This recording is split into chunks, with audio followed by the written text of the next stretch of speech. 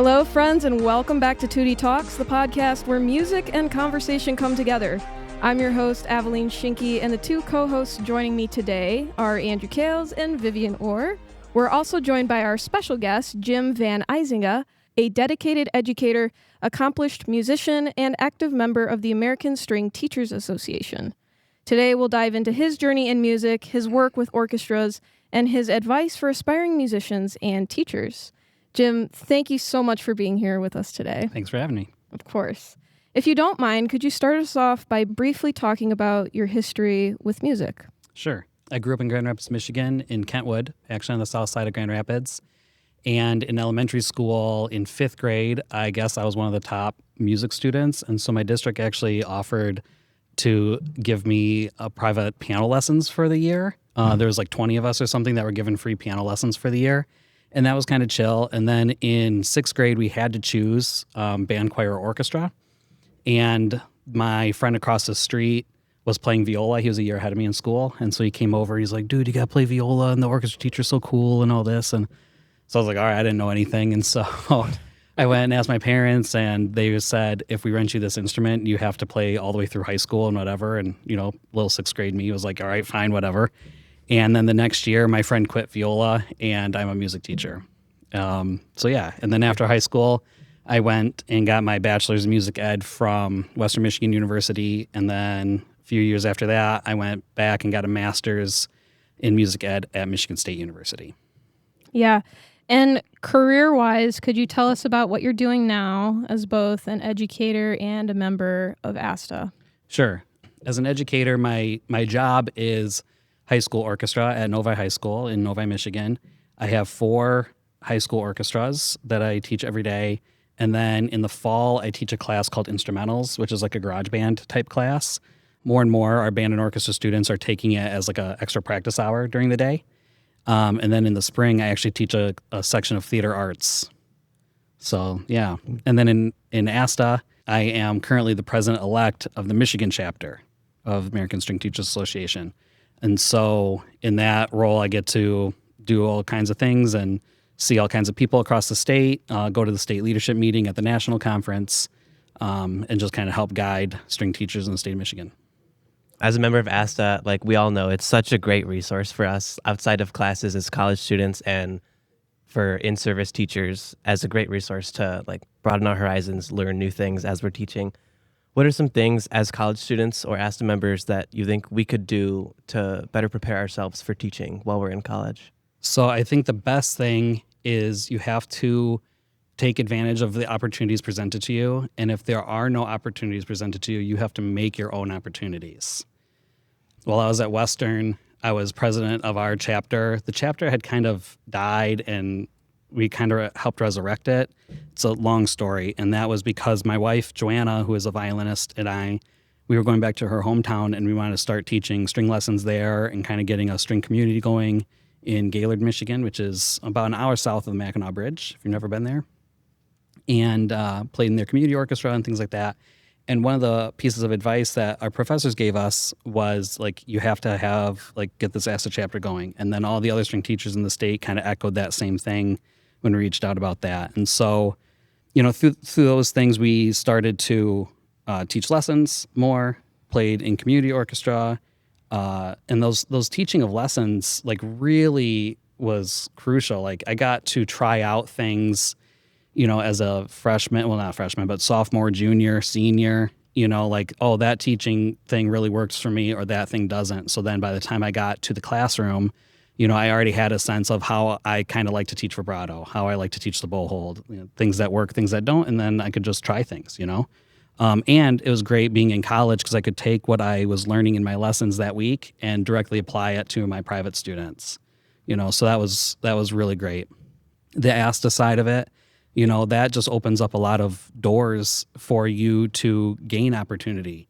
If someone isn't involved in ASTA in the state or at the national level or whatever, sometimes they feel like it's maybe hard to break in. And like, we hope that that's not the case. Of course, we want everyone in the profession, but it's a lot easier if you teach at MASTA camp or if you go to the state conference, you kind of hang out, just be in the room, where the things happen. And that was one of the things that we did. We went to the MASTA used to have a luncheon at the Michigan Music Conference. And y'all, it was the most boring lunch. Like, sorry to my colleagues, but like as a college student, like it was like a 2-hour or 3-hour luncheon with the very fancy food at the Amway and all of this. And like we finally got tired of that, and that's why we just shortened it to the 1 hour, Friday morning. But like it was cool. The soloist used to play there and all that. But I got to hear these, legends in our profession stand up and talk about what's going on in the state, things they think we need to move forward with. And you get to know people, and then that just ultimately helps you down the road. Because now I can call those people and say, hey, I have this issue, or I need help, or, what do you think? And they're willing to help. So just taking advantage or creating those opportunities. And it's one of those things where sometimes I think we go, well, I don't want to take that gig because it's unpaid or whatever. But ultimately, like, you can take the unpaid gig, or you can have no gig, Mm-hmm. And so sometimes those things pay dividends, not maybe right now, but down the road, when that person's like, oh yeah, so-and-so came and hung out at XYZ thing, I'm going to hire them for this other thing that I can pay for, or just when other things come up. My first professional gig was the Southwest Michigan Symphony emailed our whole viola studio and said, hey, we need a violist to come in and play this Pops concert. And I responded. I was the first one. I was a sophomore. I didn't know any better, right? So I just responded, and I was like, yeah, I can do it. And my professor was kind of like, okay, like don't embarrass us, and it was the coolest gig. We played a Pops concert with Davy Jones from the Monkees, and it was an awesome time. But that got me into the orchestra, right? Just because I said yes to it. I could have been like, well, that's a busy couple weeks, so I got to practice for my jury or whatever. But like going out and getting that experience, that just, it all plays into like what Yeah. And as we're thinking about college students and people entering into ASTA, could you talk a little bit about what are some of the benefits of being in ASTA, especially for high schoolers that are entering into college and things like that? What are those benefits, and who should be in ASTA? The biggest benefit, I will say, is the community. That is the biggest benefit. Like I was just saying, like we all kind of know each other. Like the string world in particular is not very big, to be honest with you. And so even on a national level, like when you go to the national conference, everyone seems to at least know somebody, right? I was sitting next to someone at this last ASTA conference who is friends with someone here in the state. And like, oh, this is so-and-so from California, blah, blah, blah, blah, blah. And I said, oh, I have a friend that lives in California, teaches strings, and they know each other. Like they teach in a neighboring district. So like the string world is very small. And so that community, again, if you don't join ASTA and you just kind of, well, I'm just going to do my own thing and, whatever, like that, it's not a hindrance necessarily, but like that community is so crucial because I now have all these people that I can reach out to, and, they will come help me when I want them to, ASTA, I think at a national level, ASTA is more maybe 50-50, and one of my colleagues, I'm sure, will correct me, but 50-50 studio teachers, classroom teachers. Here in Michigan, it is definitely mostly classroom teachers that I see. We wish more studio teachers would be in on it. There's a journal that you can get with ASTA that comes out quarterly. It's a really great journal with lots of teaching tips, new music, research articles, the whole bit. So, I mean, I think if you play a string instrument, I think you need to be in ASTA. When I was at Western too, we talked a lot because the performance major is like, well, I'm not going to teach. I'm like, everyone is going to teach. Mm-hmm. The Detroit Symphony members teach. The New York Philharmonic members teach.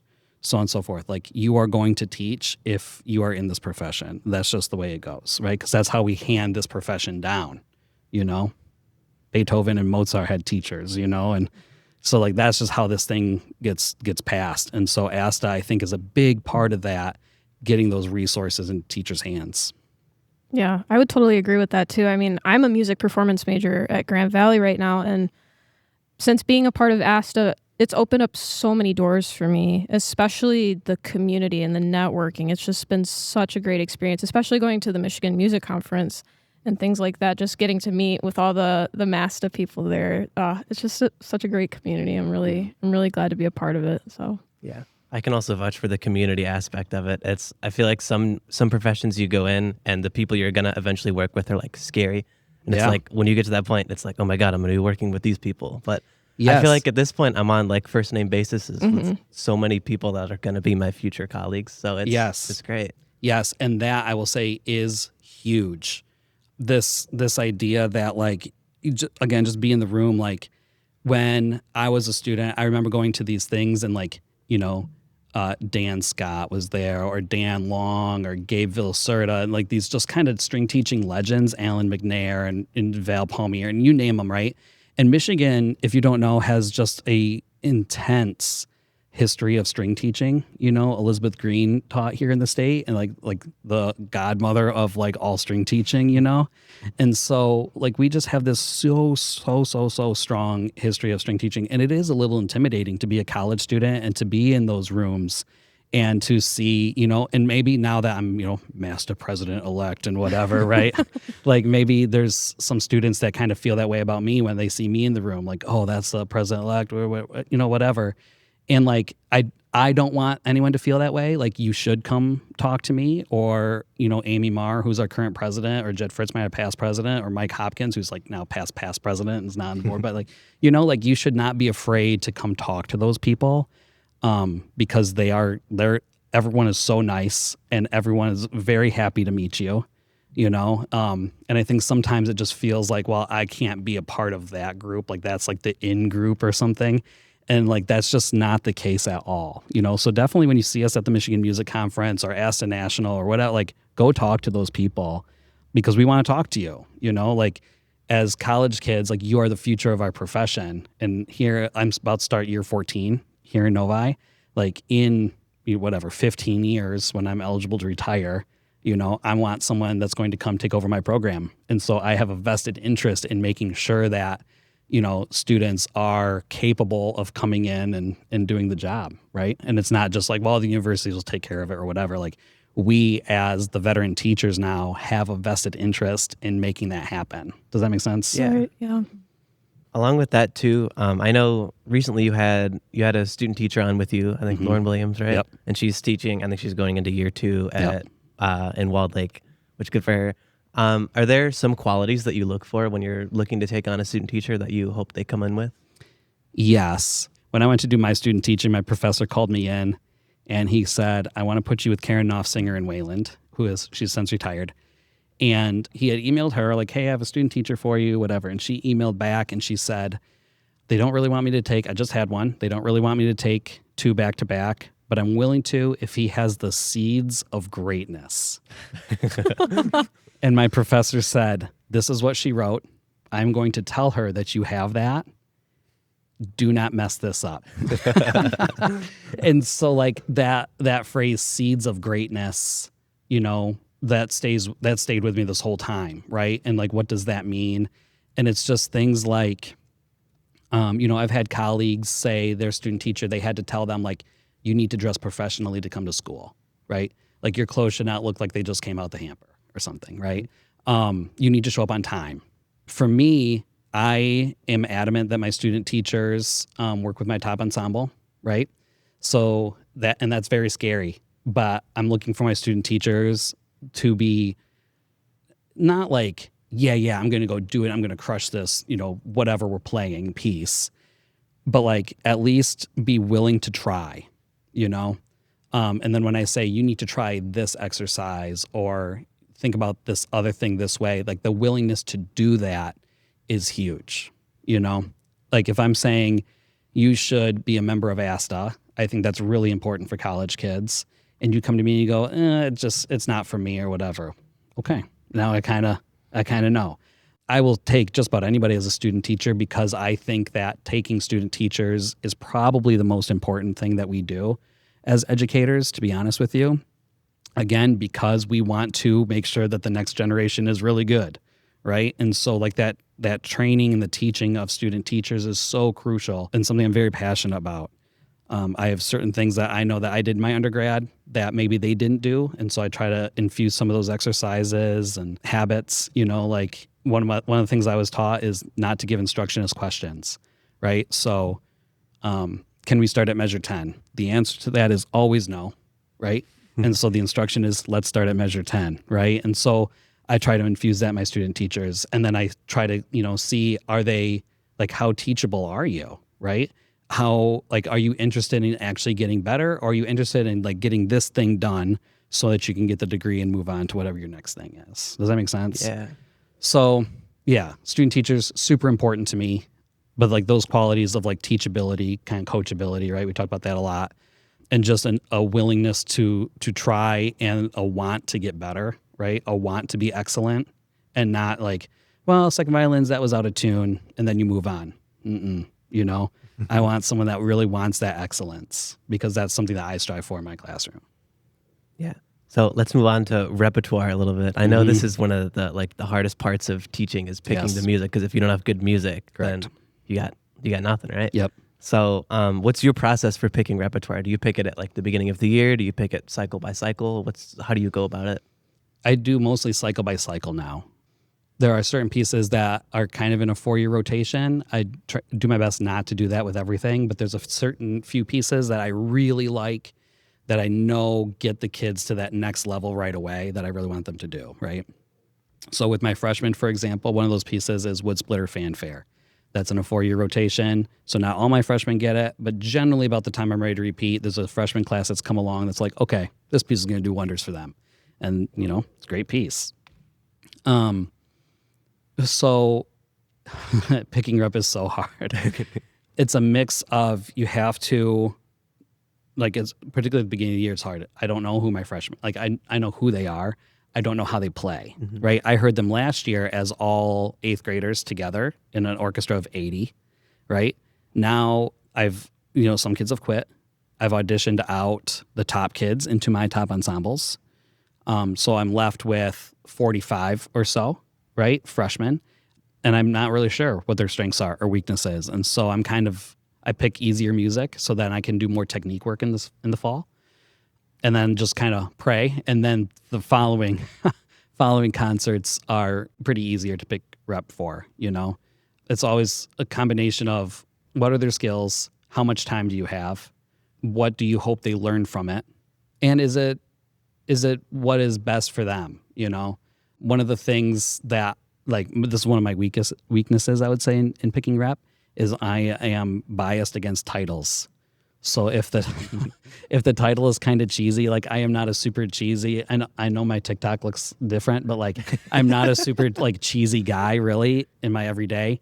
You know, I take this pretty seriously. And so, like, if the title is this really cheesy title, you know, I generally skip it. And sometimes it's a really great piece. Like, there was a piece, it's Brian Balmage's, I think, and it's called Eat My Rosin Dust. And I was like, absolutely not. And I was telling the kids about it, and they're like, let's just listen to it. And we listened to it, and the kids were like, yes, we must play that one. And so I was like, all right, fine, and bought it, and we did it, and they learned a lot and got a lot better, right?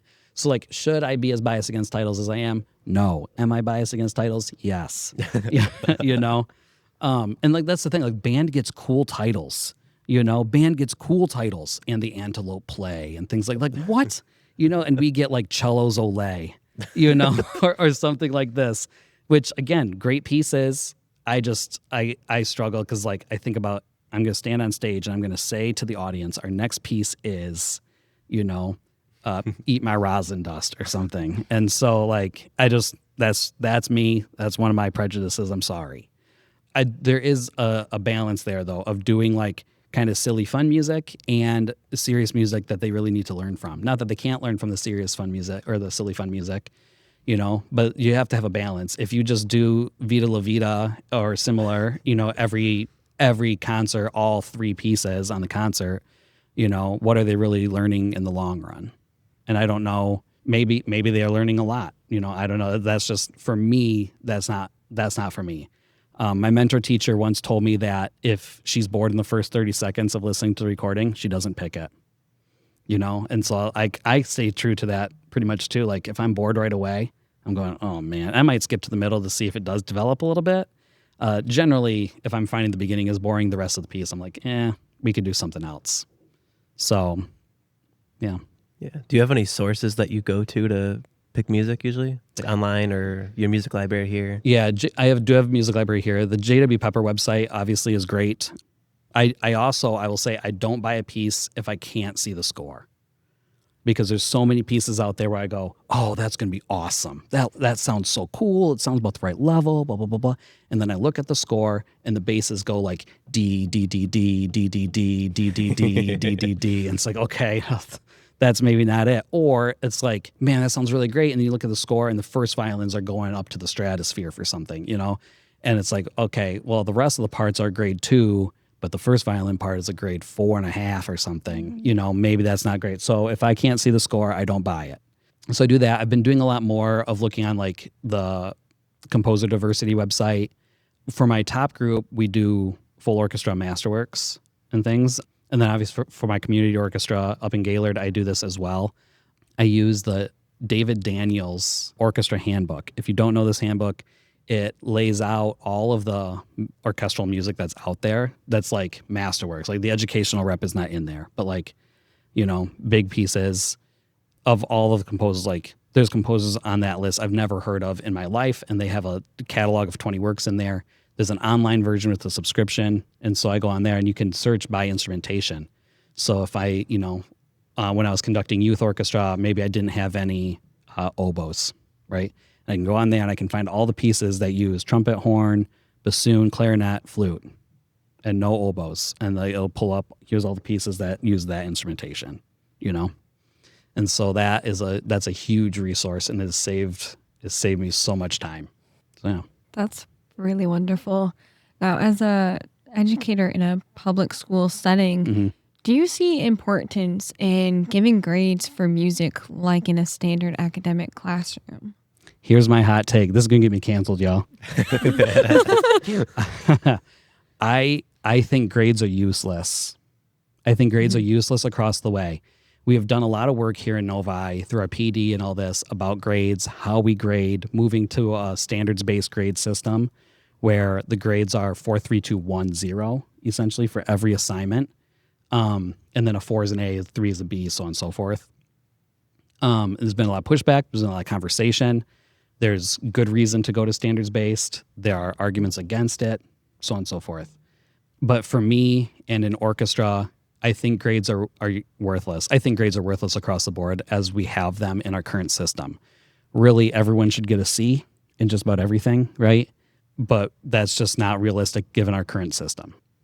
And so, like, people talk about grade inflation and all of this, but I also believe that if two things are true, if teachers are doing their job and actually teaching, and if students are doing their job and applying the learning, everyone should get an A, right? Mm-hmm. Like, if those two things are true, if the teacher is actually teaching well and the student is actually applying the learning in an appropriate manner, everyone should get an A, right? Because that would, what would be the purpose of like teaching super well or applying the learning super well just to come out with a D at the end? Right. Right.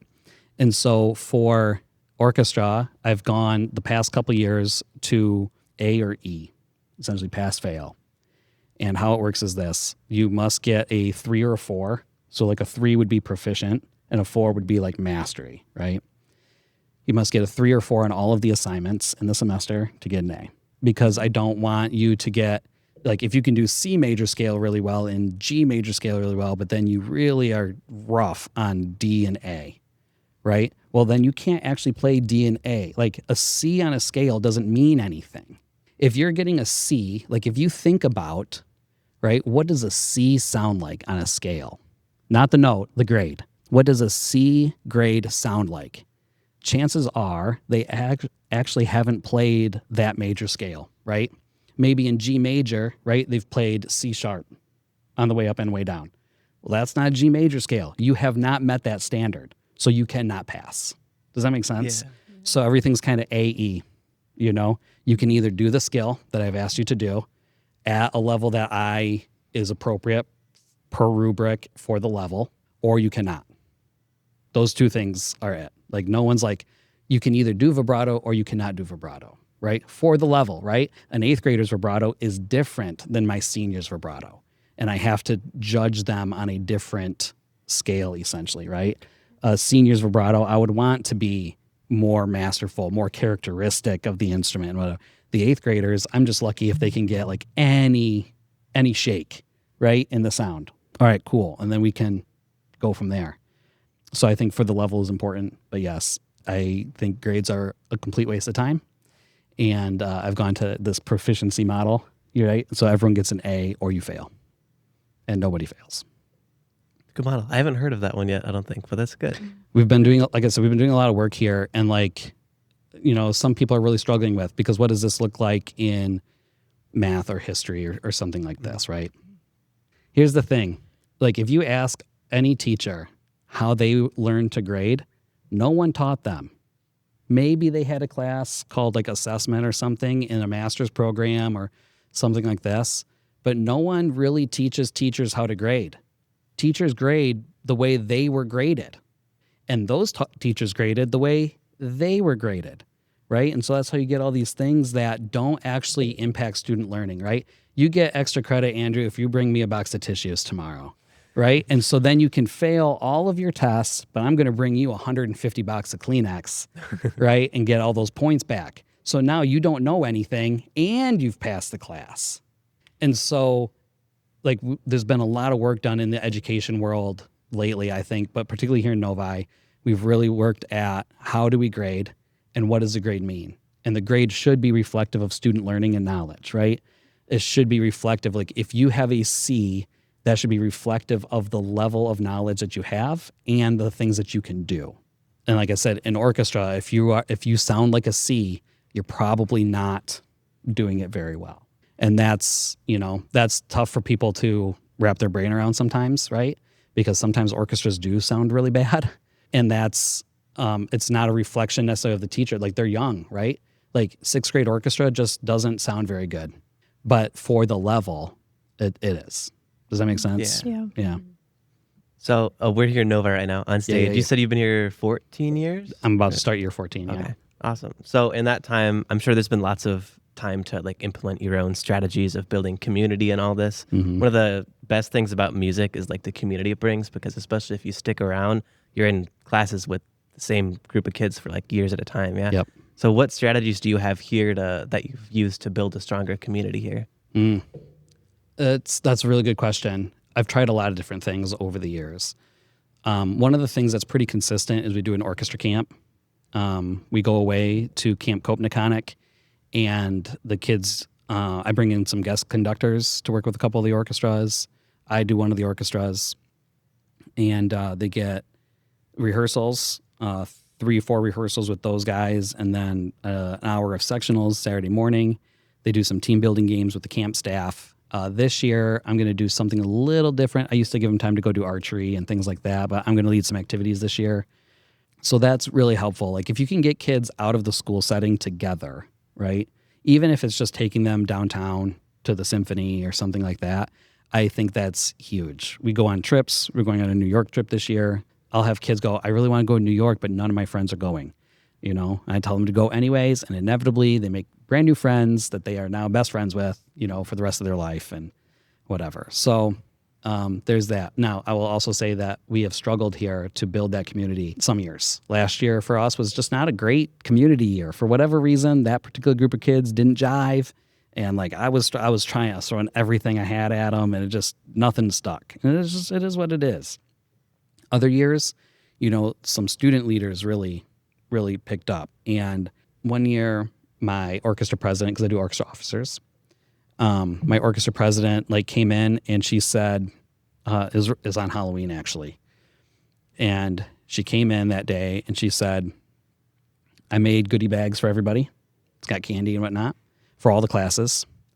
And she goes, I made a Kahoot that you need to do. And she pulled out all of our Halloween spooky pieces out of the library. She goes, and we're going to sight read these today. And I was like, oh, okay. And now I teach that lesson every year, and it's just a good, little break. And, the kids learn some stuff. We talk Symphony Fantastique and, whatever. So, it just kind of depends on the kids and the year, what works and what doesn't. Camp, the trip, those are things that every year have to happen. I'm trying to think what else I've done. Orchestra officers help. They can also hurt, depending on who gets elected and how you choose to handle that. How does that work? Is it the students like they run for office and the students vote on them? Yes, they stand up on the front of the room. They give a speech. I'm so and so, and I'm running for president or vice president or whatever. They've started to do this thing where they run together, and then they kind of split responsibility and whatever. I kind of, again, it's kind of their thing. And so one of the things that's really brought some weird community actually is I had a kid who graduated in 2018. His name is Anish, and Anish wrote a speech his freshman year. And so that would have been 2015, something like this, 2014, fall 2014. And he wrote a speech, and he talks about like his Spanish class and his Spanish teacher and all of this. He read it every year for 4 years. He was never elected. And then when he graduated, he gave that speech to somebody else, who then the next year I was like, all right, let's do the thing, whatever. And this kid got up on the podium and said, "Hola, my name is Anish." And I was like, oh man.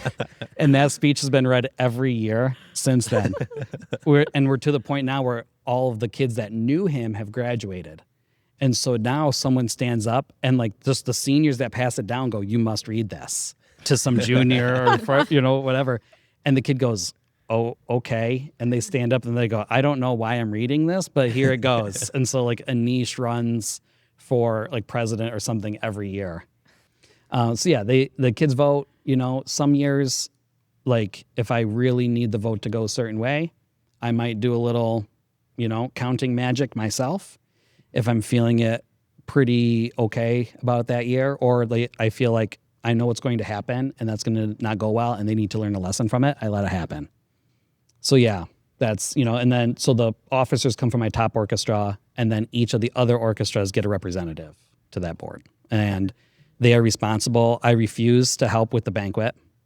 The boosters get a location and get the food, and that is it. The kids do the rest of it. That was something early on. The kids were like, "Let's do a banquet." And I was like, "I really don't want to."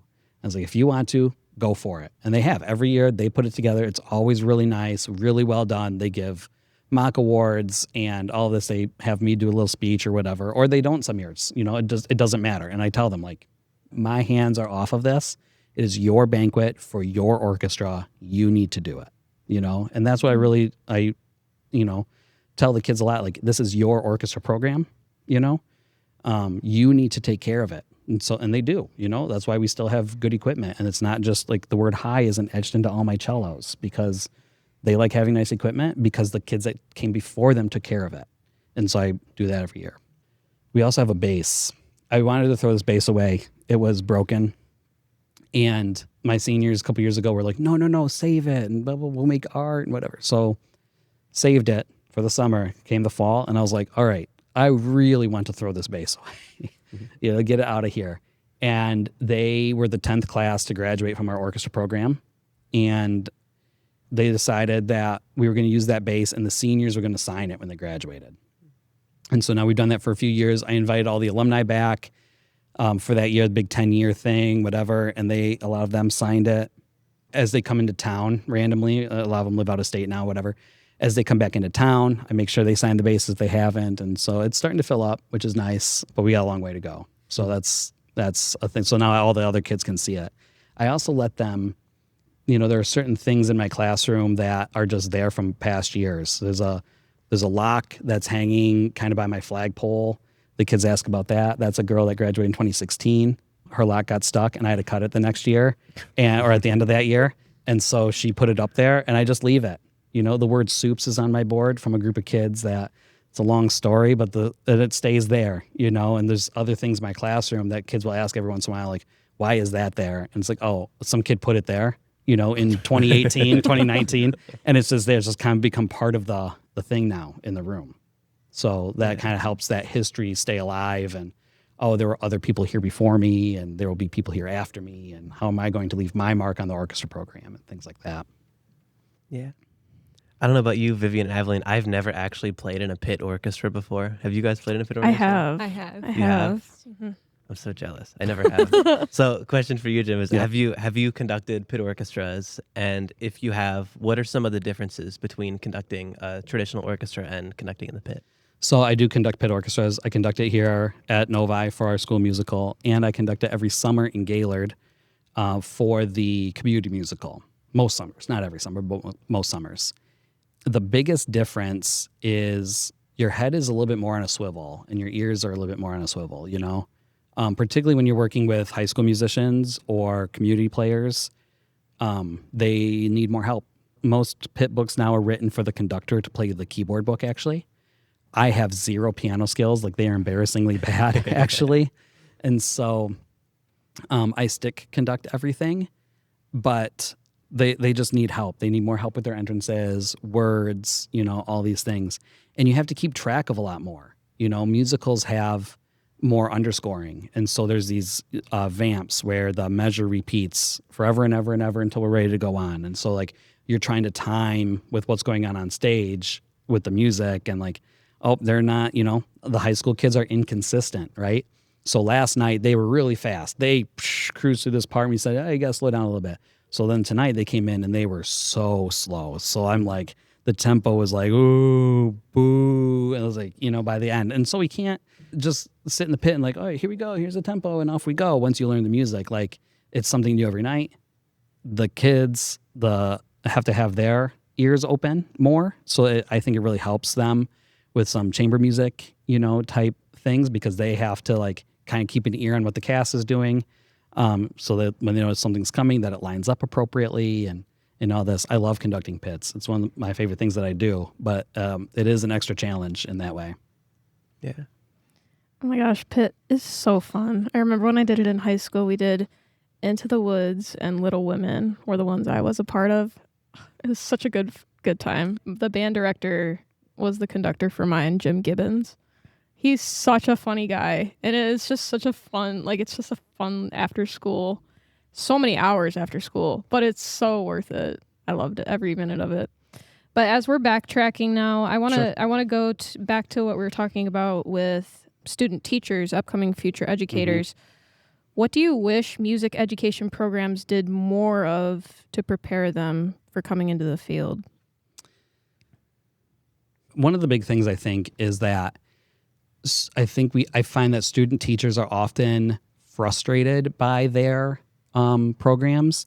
Well, they didn't teach me X, Y, Z. You know, they didn't teach me this, they didn't teach me that, or I'm a string player, but my music ed professor was a trumpet player, or clarinet, or percussion, or vocalist, or whatever, right? And so, like, I learned nothing about teaching strings. And you're like, well, but good teaching is good teaching. I will say that. And so, and that goes back to you need to make your own opportunities, right? And just like understand that when you hear the word embouchure, they're talking in the string world about the bow hold in the left hand position, you know, things like that. So one of my frustrations with our profession is people keep trying to put more into the degree, and the degree is never going to teach you everything that you need to know. And so you have to go out and go find that information yourself. You need to watch master classes, rehearsals, watch people teach, go to conferences, listen to podcasts, whatever the thing is, right? And you need to get that learning yourself. Even now, 14 years in, I am constantly listening to other podcasts, YouTube, masterclass, conference, you name it. And like, I think I do this job pretty well, but I'm still like, bass feels like a weak area to me, right? And so I'm constantly looking at bass. I follow all these bass people on Instagram and things, right? Just trying to get any little taste of like, that's where it's different. You know, that's where it's different. But I do think one of the things that music education programs need to do better is they need to teach teaching. How do you teach? Because what we're getting is kids that come in and just want to rehearse, right? Because that's what you do in college. You show up to orchestra and you have a rehearsal, right? You know, my university orchestra director is an incredible musician, a great conductor, but it's not like he stood on the podium and was like, all right, viola, is this, you know, you have to use the bow this way and you have to hold the bow this way. And, you know, let's practice that shift now. You know, in college, it's that shift was bad. You know, this passage was bad. And I'm going to hear that at the next rehearsal, right? Or like he was a cellist, and so you go, cellos, I'm going to hear this in lesson this week. And then it's up to you to go home and practice it. In school music, you have to take a kid from not knowing how to do that to how, get them to do it, right? So when they come in as freshmen, they cannot practice. They don't know how to practice. I have to teach them how to practice, and then hopefully by the time they're seniors, they figure out how to practice, right? But I actually have to teach them. Like teaching, to teach is a verb, right? Teach is a verb, and there's an act of doing it. So how do you hold the bow? You can't just go, well, your bow hold sucks, and so fix it. We've had student teachers where they'll say, whatever, so-and-so, that's out of tune, and then they move on. Not helpful, right? You have to do something to get them to play in tune. How was it out of tune? What were they doing wrong that caused the intonation issue, right? Or the rhythm issue, or the technical issue, or whatever. And so I wish we spent more time kind of in that vein. And I think maybe we're moving that way, I hope. I felt personally that my program did that really well. My teacher's teacher is Cliff Madsen. There's a lot of behavior modification was his area of research at Florida State. And so I learned things like don't give positive feedback for negative behaviors. If it is not good, do not say good. So you play, it's really out of tune, it's not together, and young teachers stop and they go, good, but, no, you just said that it was good. Now you must move on. And so in my undergrad, right, every time we were teaching in front of him, if we stopped and said good, but then tried to go backwards, he stopped us and made us move on. You just told him that passage was good, move on. And so now you have to come back to it another day. Now, I will also say my students tell me that I don't tell them that they do a good job enough. And so there's a balance there, of course. And so I've gotten into the habit of being that was better. We're going to come back tomorrow, and revisit this or something, right? So I felt that I really got that really well. I know that not everyone maybe feels that way. It is what it is. But I think that for me and what I'm seeing, that's where I want us to spend more time is teaching to teach. Yeah, and I would agree with that. Outside of being a music major, I've also done accounting in the past. And with that, I've done internships and things like that. And being at the internship or being at the music festival or going and doing sectionals in person really opens your eyes to how to teach, like you were saying, and gives you the hands-on experience. There's only so much you can learn from a book. Right. And there's only so much you can learn from words. But to actually go there and do it, it gives you a whole nother insight, which I've really appreciated while I've been at Grand Valley. So, yep. I will also say my other big thing is I think music programs as a whole need to teach students that theory is not something that you do to music, but is something you use to make music, right? And to interpret music, right? Why is that chord that way? Why is that chord there, right? This question of why. We're going to phrase to here why, well, it's this kind of chord or whatever, right? And so I wish we took a maybe slightly different approach to how we handle music theory and helping students understand that it's remarkably useful to their knowledge of the score, their solo, their whatever. And so now you can make better interpretive decisions and not, well, I heard Heifetz play it this way, so I'm going to play it that way too, Mm-hmm. Going back to teaching how to teach, when you teach them how to practice, the freshmen don't come into, knowing how to do, are there specific things you tell them or things you get them to do that keep it engaging for students? So I start by being really honest with them. And I say, practicing is boring. It's not fun. No one likes to practice, right? Everyone likes to do the performance. That's the fun part. No one likes to do the practicing part. The practicing thing is the thing that we have to do to get to perform.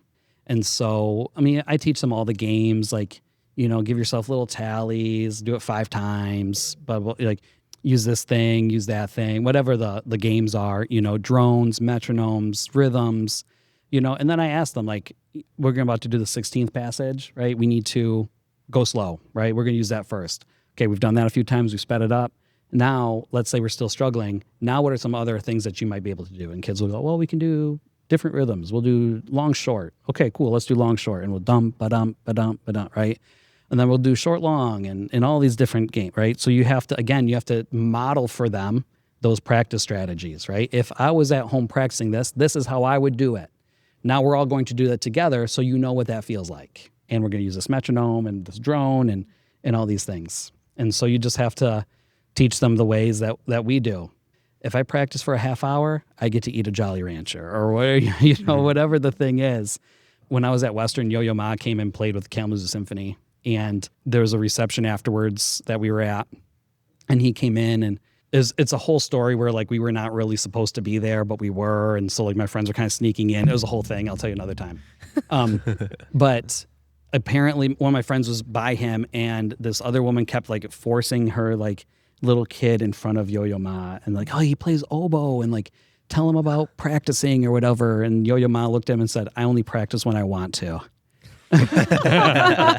You know? It's so like I tell him about that. Like Yo-Yo Ma does not want to practice all the time. And so that's just the nature of the beast, right?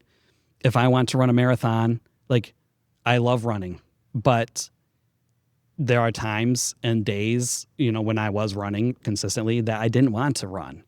But like if I don't run certain number of miles, right, I will never run a marathon. And so just when you have goals for yourself, and that's one of those times where the orchestra, curriculum goes outside the classroom, right? And that's for everything.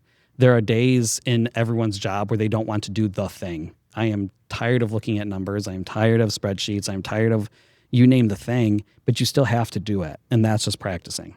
That's practicing for us. Mm-hmm. Can you expand a little bit more on like what to practice when you don't necessarily know what to practice or feel like there's nothing to do? That's really hard, right? As college kids, you feel that most during the summer, right? Your teacher maybe hasn't assigned you anything yet for the fall. There's no gigs. There's no orchestra class coming up. As a teacher, that gets tenfold, because when you're in college, you still practice over the summer, right? Excerpts maybe got assigned or whatever, and you know that you're going to go back to school in the fall and you need to be in shape. For me, like I don't have a spot in the DSO or something like that, right? So like there's not anything for me to practice for, right? And so it gets harder and harder, and you're just busy, right? You leave here, you're tired, go home, dinner, and fall asleep, and that's just part of it. I will also say though, playing community orchestra definitely helps. So that does give you something to practice. And we have a benefit over our band colleagues in that more community orchestra, like I could call any community orchestra that's volunteer based in Metro Detroit, and they would say, yep, we need a violist, of course, come on over. And so I have playing opportunity. I solved this problem for my students though, a couple years ago, where I created a summer practice schedule for them, and it every week had a scale, a technique, and a bow distribution to go with the scale, and an etude. So you don't know what to practice in the summer? Here it is. Now, did they use it? No, they did not. But I have it, right? And so like here's a no excuse thing. For us, like I could always open up Schrodiak or Kreutzer or you name the etude book, Most of my etude books are in Russian because my teacher was Russian, so I actually don't know what etudes I'm playing, but they are etudes, and I can open up the book to any etude and practice, or caprices, or concerti that I want to learn, or whatever, right? It's just really hard when you're going, why am I doing this, right? And so for me, it's I need to stay in shape, right? And I do a terrible job of it in the summer. I will say that. I do now during the school year play in the Oakland Symphony, which has helped big time. And like right now in the fall, we're going to do Shostakovich 5, and there's a big viola excerpt from that. So like I just got my excerpt book and started, because I know that it's coming. And so you just, again, finding those opportunities to play and give yourself a goal, because you don't want to lose it. And like I'm a much better musician and violist now than I was coming out of college in some ways. In maybe technical facility, I'm not quite as good as I was. But yeah, it's the toughest thing that we have. We do have a leg up on our band colleagues because there's more opportunities as string players to play in community orchestra. I mean, our band colleagues have community band, but some of those are few and far between, or it's like, oh, we already have whatever, 6 trombones or something. And so, yeah, that's a tough thing to balance. And a lot of it just has to come down to your own discipline and giving yourself a goal. Now, speaking about balance, How do you create that between performing and educating? So, again, kind of difficult to do at times. It comes down to our identities, I think. I will say I have 3 identities that are all intertwined: teacher, conductor, and violist. And so when I think about myself, I think of myself as those 3 things. And I want to keep all of those sharp. Some days I feel like a jack of all trades and master of none. Sometimes, some parts of the year, maybe conducting gets more of a focus or viola gets more of a focus. Teaching is always the number 1 priority because that's my everyday. But I want to stay sharp for my kids. I have students that play at incredibly high levels, and I want to make sure that I can keep up with them, right? I had a cello student graduate a number of years ago. Her senior year, she played the Dvorak Cello Concerto, the whole thing, and came and did it with my community orchestra. She was principal in the all-state orchestra, all this, right? Like, bonkers good. I have to be a better musician so that I can teach her, right? So performing at something, playing in community, or even if the community orchestra is not that good, right? Go play, learn some new rep, get some ideas. A lot of community orchestras I've sat in, I went, I didn't like how they did this thing or that thing, and that made me better than when I got on the podium. So that just becomes kind of a sharpening of the saw constantly to get better, so that I'm better for my kids. Mm-hmm. Yeah. And then could you tell us a little bit about your lesson life in the past? I don't think you took lessons until later, right? Yes. Yeah. Could you talk a little bit more about that? Yeah. So growing up, I didn't take private lessons until my senior year. For whatever, my parents couldn't afford it, didn't want to pay for it. I don't know, whatever. But I didn't take private lessons until my senior year. And then I took 5 or 6 months in order to get ready for my college auditions. And it was great. I learned a lot in those few months of lessons, but I got to college, and my first month I played 4 weeks of open D, just to get my bow hold right, my bow arm right, and good tone from the frog to the tip. And I have missed something, right? Now, should I have taken private lessons in high school? Yes. Do I advocate that for my kids? Yes. But not everyone can afford them. So we as teachers are the private lesson teachers, right? And I thought to myself, could my teachers have taught me, and I had wonderful teachers, do not get me wrong, I had wonderful teachers. Could my teachers have taught me some of those things better? Maybe. I don't fully remember what that was like, and I know we did good exercises and intonation corrals. I know we did all that. But I don't remember ever necessarily learning the why we were doing some of those things. And so I thought to myself, when I'm a teacher in a classroom, my students will leave my program with an excellent bow arm and playing with good tone from the frog to the tip. Like, if I can get them to do those things, the rest is going to be fine, right? And so that kind of, like, that really impacts what I do in the classroom, because I remember I was 18 when I was learning fully how to hold the bow right, how to move the bow arm appropriately, how to play with good tone. So I know what that struggle is. After 4 weeks, my teacher went, all right, good. Now go to the G string and do the same thing. And I played like 2 whole notes on open G, and she went, no, back to D. And so,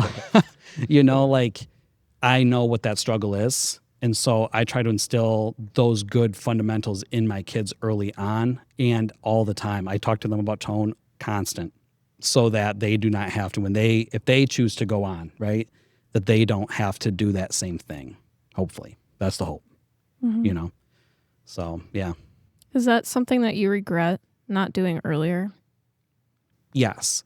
But I think it made me a better teacher, because there's a lot of kids, I don't know what grade or age you guys all started playing, but like, if you've been playing from, 3, 4, 5 years old, you probably, and if you've had a really good teacher, you probably don't remember what that struggle was like, right? You don't remember how you learned the bow hold. I remember the exercises, right? I remember what my teacher had me do to get the fingers flexible, to get them relaxed, all of this, right? Most people probably don't. And so they go, well, you just hold the bow like this, And then the kids go, okay, and they come close, But I remember what that struggle was and the things that helped me, and I think that's made me a better teacher, actually. I'm actually with you on that. I feel that same way because my first private lessons was like my sophomore year of college. College. I didn't do it until college. Okay. So it's like much yeah. more recent. And Yeah. So, and that's, yes. And so then when I went to, I had to take a semester on cello and semester on bass and whatever. And it's kind of the same feeling, right? Like I've never played a bass before. And I got this kind of crazy bow where it's a huge bow if you're doing French and, all of this. And so then when the kids are sitting in front of me struggling, I go, I know what that feels like. And now we're going to do this exercise so that you can feel the right way. Did you feel more pressure to do good when auditioning for college because you only had a year of lessons? No, because this is going to sound really bad. No, I was one of the better. I wasn't the best violist, but I was good. I had a lot of kind of natural talent for whatever. My parents did make me practice all the time, but I didn't come from a musical family, and I made it into Grand Rapids Youth Symphony. I was in classical orchestra and I was principal in the classical orchestra my junior year. And then I was in the youth symphony my senior year. And it felt really good. Like a couple other kids from my school were in it too, but they were always the top chairs, in my school orchestra and all that.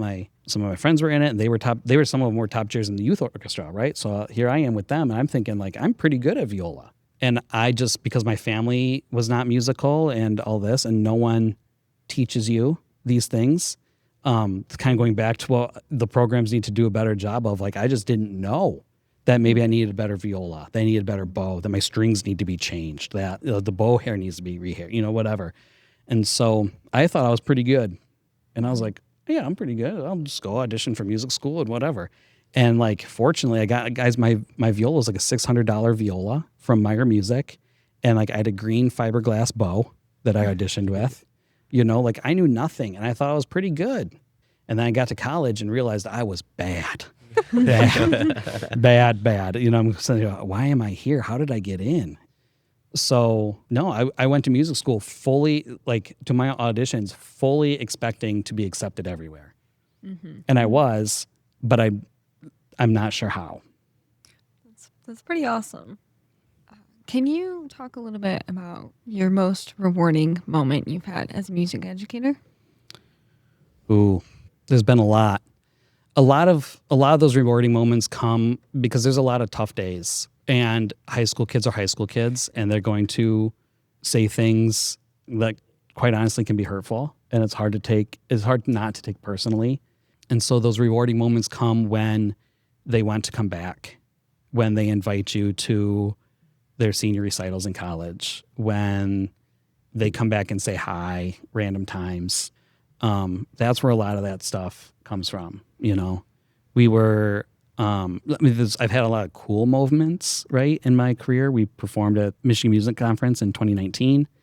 I've had kids be principals in Allstate, like very proud moments, very happy for my kids and their success and all of that. But the best times are when those kids come back and they tell you like, this thing, orchestra, like made a difference. I just got a card yesterday and a really nice gift from a kid that just graduated last year who said something about like, I will not miss high school. Like, I did not like high school. I will not miss high school. I will miss orchestra. Like those are the best. Those are the best. Wonderful. Who were your biggest mentors or inspirations in your early musical life? Obviously my school orchestra teachers. My middle school orchestra teacher, she apparently one day when I was like in 6th grade, she looked at me and she said, "You're going to be a music teacher." Yeah, I don't remember this. She told me this years later, and I was like, I don't remember that, but here I am, So obviously, those guys, that's Ingrid Dykman was my middle school teacher, and Ann Thompson was my high school teacher. Wonderful, wonderful educators, At college, the string faculty as a whole were pretty instrumental. My music ed professor, super instrumental. Those guys, they took me from not knowing literally anything to like, I can go into a classroom and do this job. So yeah, those are probably the most impactful, I would say. Yeah, and as we're kind of wrapping up this episode here, I wanted to finish with 2 final questions. The first one being, what's one piece of advice you want students to take away from this episode or in general? And the second is, are there any books or resources you would recommend to students? The books or resources, the ones I have the student teachers get all the time is the ASTA curriculum. That is crucial. It's for classroom teachers and for private teachers because it's just about playing the instrument, right? It's not about playing an orchestra, whatever. It's playing the instrument. And so that is huge, the ASTA curriculum. There's also Phyllis Young playing the string game. That's also huge. So those two are kind of the ones I have them start with if they're not sure. There's a couple other books that I happen to use, the Habits of a Successful String Musician book in my classroom. There's a companion book, Successful Orchestra Director, I think it's called, something like that. So by Chris Selby, that's a wonderful book. Highly recommend. There's all kinds like that. But those three are probably the top that I recommend. And then the biggest advice for students, I think it's this. You have to, and this just goes back to what we were talking about early on, is you have to do the thing. You have to make the opportunities and you have to take the opportunities. You just have to do it. I don't know any other way. You have to do it and you have to ask the question and you have to be in the room. You have to be in the room. I don't know. And it's so easy, you guys. It's so easy. Like when you're young, in your early 20s and you have all this energy. Like I remember driving up to Gaylord 3 hours, teaching lessons, and then driving back to Kalamazoo that night. Same day because we had whatever on Sunday or whatever. Like when we were younger, we had that energy, staying up to 1 or 2 in the morning, writing a paper, and then going to 8 a.m. theory in college was like, that was cool. That was easy, right? Nothing. And now at 37 years old, it's a little bit harder to do. And so I'm glad I had all those things that I did in college. I missed out on some other things because I was doing more music-y things, but I'm glad I had those opportunities and made those opportunities to conduct, to teach, and all these things because now I get to do it, and I think I'm better for it, And so it gets, to me, it's a little frustrating, like when I go to MMC and, there's the master party, after the teacher orchestra, or there's the jam session or whatever, and I look around and it's all like veteran teachers and there's no students there. And I go, I asked someone, where were you? Oh, we went out, to this whatever restaurant, bar, the thing, whatever.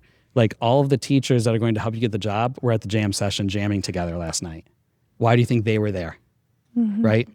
And so like just be there.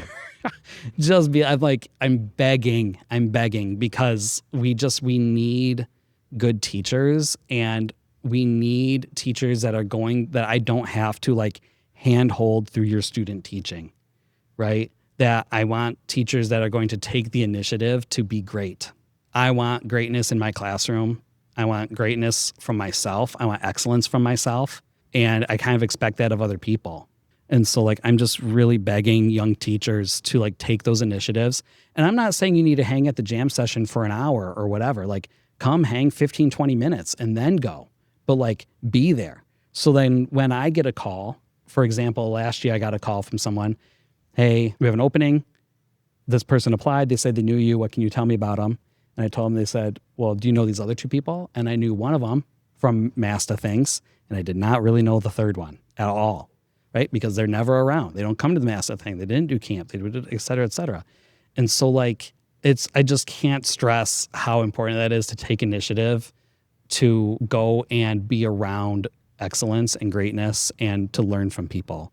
Like that's just so crucial. And I know me and many of my colleagues, like if you just call us, email us, whatever, like we will respond.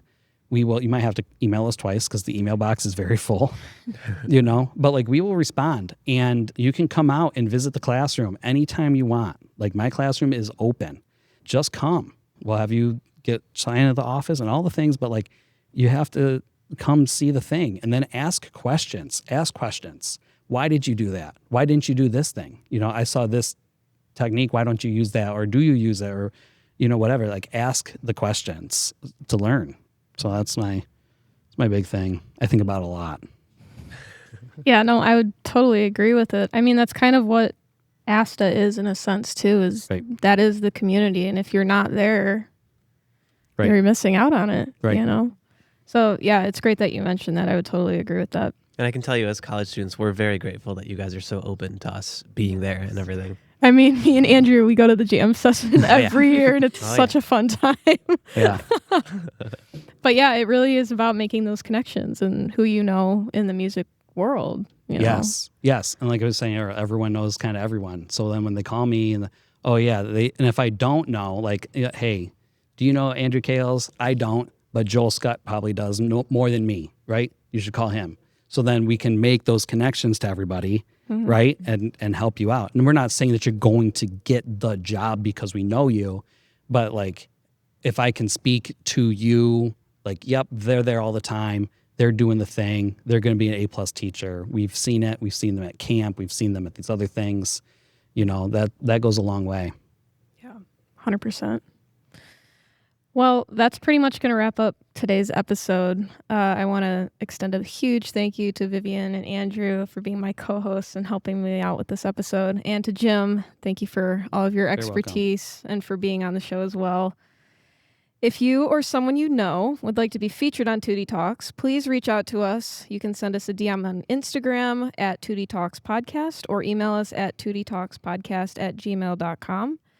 Be sure to follow us on all our socials and subscribe to our YouTube channel so you can stay up to date on everything from guest highlights and upcoming episodes to behind-the-scenes content and performance clips. We're passionate about connecting with musicians everywhere, and your support helps us reach even more people. If you enjoyed this episode, share it with a fellow musician, colleague, or friend, whether they're in your ensemble, your studio, or someone who enjoys these conversations. Every share helps grow our community. Thank you so much for tuning into this episode of Tutti Talks. Keep the music playing, keep the conversation going, and we will see you in the next one.